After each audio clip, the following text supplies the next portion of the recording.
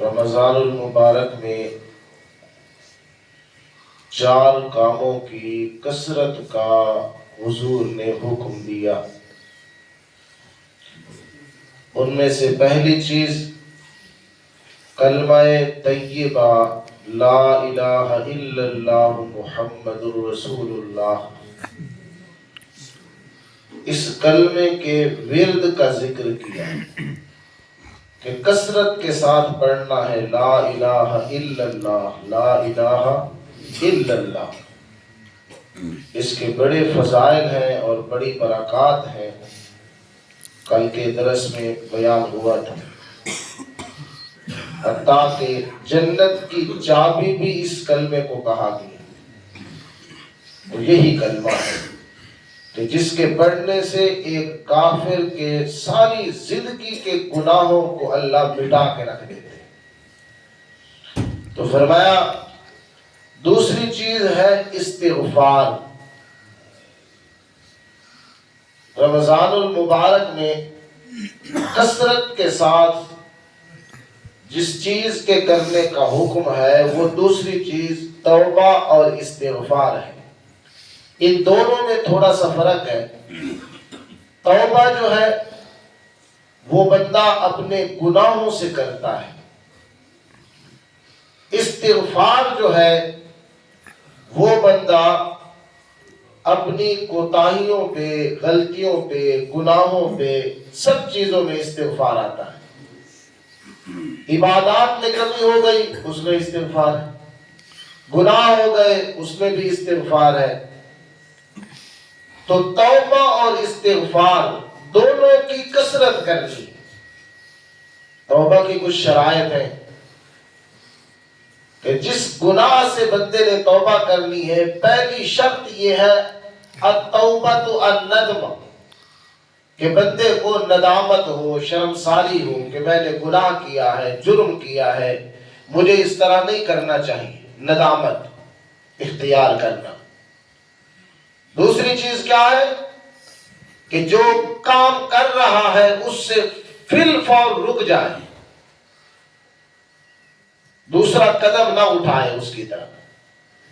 تیسرا یہ ہے العزم بالجزم، کہ بندہ آئندہ کے لیے وہ گناہ نہ کرنے کا پکا ارادہ کر لے، اب مرتا مر جاؤں گا کبھی یہ گناہ نہیں کروں گا۔ یہ شرط ہے توبہ کی۔ یہ نہیں کہ اب توبہ کر لی، بعد میں موقع ملا پھر کر لیا گناہ۔ اگر بعد میں گناہ کرنے کا ارادہ ہے تو پھر کوئی توبہ شوبہ نہیں۔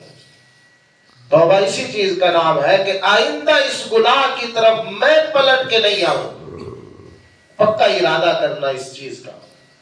اور بھی شرط ہے، اگر وہ گناہ حقوق العباد کے متعلق، کسی کا حق مارا ہے، کسی کی غیبت کی ہے، کسی کو گالی دی ہے، کسی کے ساتھ ظلم زیادتی کی ہے، تو توبہ کی قبول ہونے کے لیے یہ شرط ہے کہ وہ جس بندے کا حق مارا ہے اس کا حق بھی اس کو ادا کرے، یا پھر اس سے جا کر معافی مانگے، کیونکہ حقوق العباد جو ہے نا یہ توبہ سے بھی معاف نہیں ہوتے۔ توبہ سے اللہ اپنا حق تو معاف کر دیتا ہے، مگر لوگوں کا جو حق ہوتا ہے وہ توبہ سے اللہ معاف نہیں کرتا جب تک کہ بندہ خود معاف نہ کرے۔ اس نسبت سے دیکھا جائے تو حقوق اللہ کی بنسبت حقوق العباد کا معاملہ بڑا اہم ہے۔ یہ بڑا مشکل کام ہے کہ اللہ اپنا حق تو توبہ کرنے سے، معافی مانگنے سے معاف کر دیتا ہے، لیکن لوگوں کا جو حق ہے وہ جب تک لوگ معاف نہیں کریں گے اس وقت تک خدا بھی اس کو معاف ہو، چاہے لاکھ توبہ کرتا رہے، لوگوں کا حق کبھی معاف نہیں ہوگا۔ اس لیے حقوق العباد کا معاملہ بڑا سخت ہے۔ حدیث پاک میں آتا ہے ایک بندہ آئے گا، بڑے نیک عمل کر کے آئے گا، پہاڑوں جتنے اجر اور ثواب کما لائے گا، مگر ذرا بہذا شتم ہذا، کسی کو گالی دی ہوگی، کسی کو مارا ہوگا، کسی کے ساتھ زیادتی کی ہوگی، حدیث پاک میں آتا ہے اس کے سارے نیک عمل جو ہے وہ لوگ لے جائیں گے جن کا انہوں نے حق مارا ہوگا، حتیٰ کہ اس کے پلے میں کوئی بھی عمل نیکی کا نہیں رہے گا۔ نیکیوں کے انبار لے کے آنے والا. حدیث پاک میں آیا ہے ابھی نیکیاں ختم ہو جائیں گی، ابھی قرض دار باقی ہوں گے جن کا حق دینا ہے. پھر صورت یہ ہوگی اللہ فرمائیں گے جنہوں نے حق لینا ہے نا ان کے گناہ اس پہ ڈال دو. حدیث پاک میں آتا ہے نیکیوں کے انبار لے کے آنے والا قیامت کے دن گناہوں کے ڈھیر اپنے پاس لا کے کھڑا ہوگا. اب گناہ ہے، حکم ہوگا اس کو پکڑو اور جہنم میں داخل کرو. پھر وہ عمل بھی انسان کے کیا کام آئے جو کیے سارے کے سارے وہاں دوسرے حقدار لے گئے، اپنے پلے کچھ بھی نہیں رہا سوائے گناہوں کے، اور حکم ہوگا اس کو جہنم میں داخل کر. تو اس لیے حقوق العباد کا معاملہ جو ہے یہ بڑا اہم ہے، بڑا سنگین ہے، بڑا سخت ہے. اس لیے اس کا خاص طور پہ انسان کو اہتمام کرنا چاہیے. استغفار جو ہے اس کی بڑی فضیلت آئی. انسان کے گناہوں کو معاف کرنے کے لیے اللہ نے توبہ اور استغفار کو بنایا ہے. اس لیے قرآن نے حکم دیا یا ایھا الذین آمنوا توبوا الی اللہ توبۃ نصوحا. اے ایماندارو اللہ کی طرف توبہ کرو، توبۃ نصوحا، سچی توبہ کرو. ایک جٹا والی توبہ ہوتی ہے نا کنن ہاتھ میں توبہ، یہ توبہ نہیں ہوئی. توبۃ نصوحا، سچی اور پکی توبہ کرو کہ آئندہ کبھی بھی گناہ نہیں کرو گے، اللہ کی نافرمانی نہیں کرو گے، کسی کا حق نہیں مارو گے. سچی اور پکی توبہ کرو. اللہ فرماتے ہیں توبہ تم کرو 4 انعام میں عطا کروں گا. کتنے انعام دوں گا؟ استغفروا ربکم انہو کان غفارا یرسل السماء علیکم مدرارا وَيُمْدِدْكُمْ بِأَمْوَالٍ وَبَنِينَ وَيَجْعَلْ لَكُمْ جَنَّاتٍ وَيَجْعَلْ لَكُمْ أَنْهَارًا. اللہ کریم فرماتے ہیں تم معافی مانگو، استغفار کرو. اللہ کریم فرماتے ہیں میرا وعدہ ہو گیا، میں اللہ بہت بخشنے والا ہوں. معافی مانگنا تمہارا کام ہے، بخش دینا میرا کام ہے. پہلا انعام اللہ فرماتے ہیں گناہ معاف کر دوں گا. دوسرا انعام یرسل السماء علیکم مدرارا، میں 7 سالیاں ختم کر کے رحمتوں کی بارشیں برسا دوں گا. دوسرا انعام اللہ فرماتے ہیں یہ دوں گا. اور تیسرا یمددکم باموال، تمہارے مالوں کے اندر برکتیں ڈال دوں گا، فصلوں میں برکتیں ڈال دوں گا، جائیدادوں میں برکتیں ڈال دوں گا، تجارت کاروبار میں برکتیں ڈال دوں گا. اللہ فرماتے ہیں تیسرا انعام ملے گا استغفار کی برکت سے، میں تمہارے مال میں برکتیں ڈال کے مال تمہارے بڑھا دوں گا. وَبَنِينَ، صرف مال نہیں، نمبر 4 اللہ فرماتے ہیں میں تمہاری اولادوں میں بھی برکتیں ڈال دوں گا. استغفار کے سارے انعام ہیں. اللہ کے رسول فرماتے ہیں توبہ لمن وجد فی صحیفتہ استغفارا کثیرا او کما قال النبی صلی اللہ علیہ وسلم. اللہ کے پاک رسول فرماتے ہیں اس بندے کو مبارکباد ہو دن قیامت کے جس کا نامہ اعمال کھولا جائے گا اور اس کے نامہ اعمال میں کثرت کے ساتھ استغفار پایا جائے گا. کثرت سے استغفار کرنے والے کو خود محمد الرسول اللہ صلی اللہ علیہ وسلم مبارکباد دے رہی ہے کہ وہ بندہ بڑا کامیاب بندہ.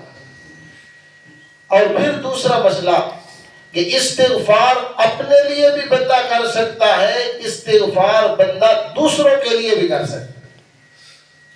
خود حضور کو بھی اللہ نے حکم دیا وَاسْتَغْفِرْهُمْ، میرا نبی ان صحابہ کے لیے استغفار بھی کیا کر۔ اللہ نے اپنے نبی کو بھی حکم دیا تو بھی ان کے لیے بخشش مانگا کر۔ وہ برادران یوسف نے غلطی کی تھا، یوسف علیہ السلام کے ساتھ زیادتی کی، تو پھر جب ان کو پتا چلا کہ ہم نے تو بہت جرم کیا ہے تو کیا کہتے ہیں، یا ابا نستغفر لنا ذنوبنا، بابا ہمارے گناہوں کی ہمارے رب سے بخشش مانگے۔ تو یعقوب پیغمبر نے کیا کہا، سوف استغفر لکم ربی، ان قریب میں اپنے رب سے تمہارے لیے استغفار کروں گا۔ معلوم ہوتا ہے استغفار جو ہے یہ دوسروں کے لیے بھی کیا جا، البتہ توبہ دوسروں کے لیے نہیں کی جا سکتی، توبہ صرف بندہ اپنے لیے۔ کیوں؟ اس لیے کہ اگلے بندے کا ہمیں کیا یقین کہ وہ پھر گناہ کرے گا یا نہیں کرے گا، اس لیے دوسرے بندے کے لیے بندہ توبہ تو نہیں کر سکتا، البتہ دوسروں کے لیے استغفار کر سکتا ہے کہ اللہ اس کی بخشش فرمائے، مغفرت فرمائے دوسروں کے لیے۔ بلکہ جو فوت شدہ لوگ ہیں ان کے لیے تو حدیث پاک میں آتا ہے ایک فوت شدہ بندے کا اللہ درجہ اچانک بلند کر دیتا، وہ پوچھتا ہے یا اللہ یہ درجہ میرا کیوں بلند ہو گیا؟ اللہ نے فرمایا کہ یہ تیرے بیٹے نے، تیری اولاد نے تیرے لیے استغفار کیا ہے، تو اس استغفار کی برکت سے میں خدا نے تیرا جنت میں درجہ بلند کر دیا۔ اس لیے خاص طور پہ جن کے والدین فوت ہو گئے اللہ سب کی مغفرت فرمائے، تو ان کے لیے اولاد کو چاہیے کہ کثرت سے استغفار بھی کرے۔ جب نجاشی فوت ہوا تو حضور نے فرمایا استغفروا لاخیکم، اپنے بھائی کے لیے استغفار کرو۔ حضور نے استغفار کا حکم دیا۔ جنت البقیع سے جب حضور آئے آپ سے پوچھا گیا تو آپ نے فرمایا امرنی ربی، میرے رب نے مجھے حکم کیا ہے کہ میں بقیع والوں کے لیے جا کر استغفار کروں۔ حضور جنت البقیع میں گئے قبرستان میں اور جا کر وہاں ان کے لیے استغفار کیا۔ تو مردوں کے لیے خاص طور پہ ایک حدیث میں آتا ہے کہ زندوں کا مردوں کے لیے جو تحفہ ہے نا وہ استغفار ہے، کہ وہ ان کے لیے کیا کرے گی، استغفار کریں کثرت سے، اس سے اللہ ان کے درجوں کو بلند کرتا ہے، ان کے گناہوں کو بھی اللہ معاف کر دیتا ہے۔ تو اس لیے دوسرا کام جو ماہ رمضان میں کرنا ہے وہ کیا ہے جی، توبہ اور استغفار کرنا۔ پھر استغفار کس طرح کرنا ہے، اس کے 3 لفظ ہے، یا تو استغفر اللہ کہنا ہے، ایک یہ بھی استغفار ہے، یا کہنا ہے استغفر اللہ ربی من کل ذنب واتوب الیہ، یہ بھی استغفار ہے، یا استغفر اللہ الذی لا الہ الا هو الحی القیوم واتوب الیہ، کوئی بھی کر لے آپ، چلو لمبا نہ آئے تو اتنا تو ہر کسی کو آتا ہے نا، استغفر اللہ، استغفر کہہ دو ایک مرتبہ، استغفر اللہ، استغفر اللہ۔ کئی لوگ ایسے کرتے ہیں کہ استغفار استغفار استغفار، کوئی استغفار نہیں ہوتا ہوں۔ استغفار کا معنی کیا ہے، بخشش منگنا، بخشش منگنا، بخشش، یہ کیا ہے، استغفار ہے۔ استغفر اللہ کا معنی ہے میں اللہ سے اپنے گناہوں کی معافی مانگتا ہوں، یا اللہ میں اپنے گناہوں کی معافی مانگتا ہوں، استغفر اللہ۔ اور استغفار کا معنی ہے بخشش منگو، بخشش منگو، بخشش، تو بخشش منگو ہلکے کچھ بھی نہیں پیدا ہونا، اس لیے استغفار نہیں کہنا، کیا کہنا ہے، استغفر اللہ، استغفر اللہ، استغفر اللہ ربی من کل ذنب واتوب الیہ۔ تو کتنی چیزیں ہو گئی، بڑی فضیلت ہے استغفار کی، اس کے لیے تو بہت وقت چاہیے۔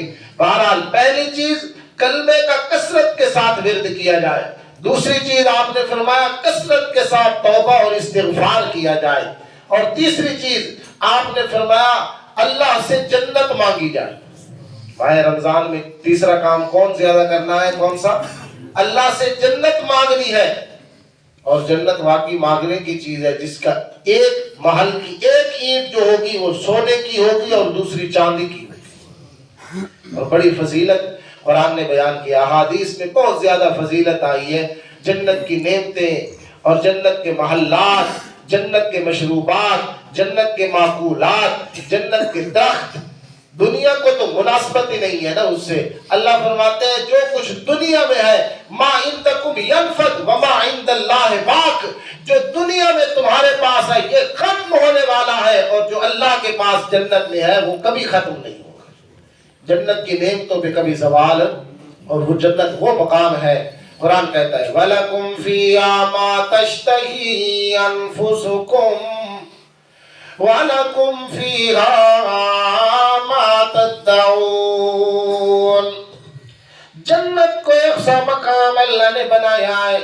فرمایا جو کچھ مانگو گے وہی کچھ جنت میں مل جائے گا.